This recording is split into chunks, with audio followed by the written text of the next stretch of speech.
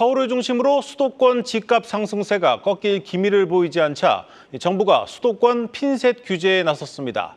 다음 달부터 수도권의 주택담보대출 규제를 강화해 대출을 받을 수 있는 한도 자체를 줄이기로 했습니다. 우리 경제의 뇌관인 가계부채를 잡겠다고 했지만 사실상 부동산 규제로 읽혀집니다. 취재 기자와 자세히 들여다보겠습니다. 경제부 전범진 기자 나왔습니다.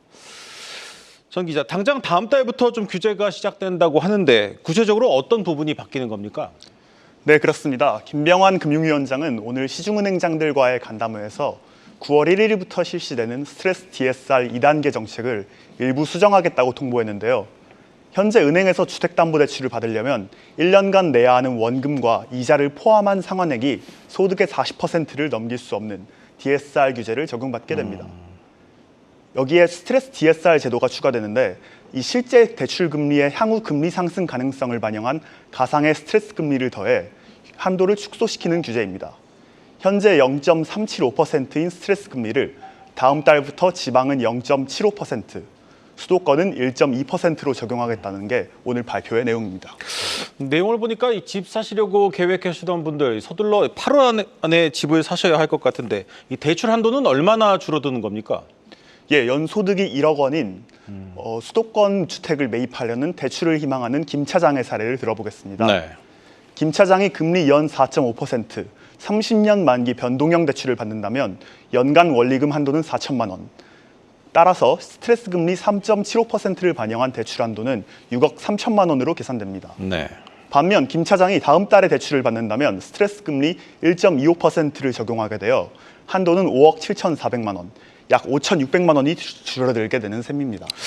네, 그런데 이 대출을 받는 개인들에 대한 한도를 줄인다고 해서 전체 대출 총량이 줄어드는 건 아닌데 더 많은 사람들이 대출을 받게 되면 총량은 좀 늘어나는 건 아닙니까? 네, 그렇다고 볼 수 있습니다. 그래서 김 위원장은 오늘 은행권에 대한 새로운 감독 기조도 내놓았습니다. 9월부터 은행권은 자신들이 집행하는 모든 가계대출을 유형별로 DSR을 산출해야 하고 내년부터는 이를 기반으로 DSR 관리 계획을 수립하고 이행해야 합니다. 현재 DSR은 주담대에만 적용되고 9월부터나 신용대출로 일부 확대되는데요. 여기에 은행 자체적으로 전세대출과 정책대출 등 기타 대출 상품에도 차주들의 소득에 따라 한도를 철저하게 조절하라는 겁니다. 당국은 새 정책이 가계대출에 어떤 영향을 미치는지를 보고 필요하다면 DSR을 보다 더 확대해 적용하거나 은행의 건전성 지표 산출 시에 주담대 위험 가중치를 상향하는 추가 조치도 가능하다고 경고했습니다. 네, 이 상당히 좀 강도가 높은 대책입니다. 사실 은행뿐 아니라 대출을 받으려는 사람 모두에게 이 상황이 좀 그만큼 심각한 겁니까? 네, 당국의 이번 결정을 이해하려면 그 뒤에 있는 가계부채 데이터를 살펴볼 필요가 있습니다. 당국은 올해 가계부채 증가율을 GDP 성장률 내로, 즉 2% 이내로 관리하겠다고 강조해 왔는데요. 문제는 올해 대환대출 플랫폼의 대흥행과 전 세계적인 금리 인하 기대감이 겹치면서 금리 등 대출 부담이 매우 낮아졌다는 점입니다. 지난달 기준 전체 금융권의 연간 대출 증가율은 0.7%로 관리 범위 내지만 5대 은행으로만 한정한다면 증가율이 2.9%나 달하는 상황입니다. 따라서 이번 대책은 가계부채 증가를 견인하고 있는 은행권 대출, 특히 그중에서도 주택담보대출에 집중된 것으로 요약할 수 있습니다.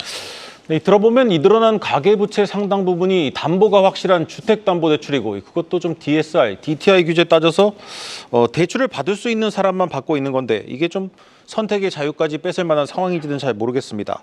어쨌든 중요한 건 이번 대책이 효과가 있을지인데 이 반응은 어떻습니까?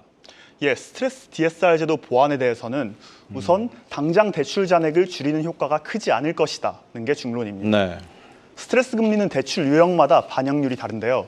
최대로 반영되는 변동형은 전체 주담대의 10% 정도에 그치기 때문입니다.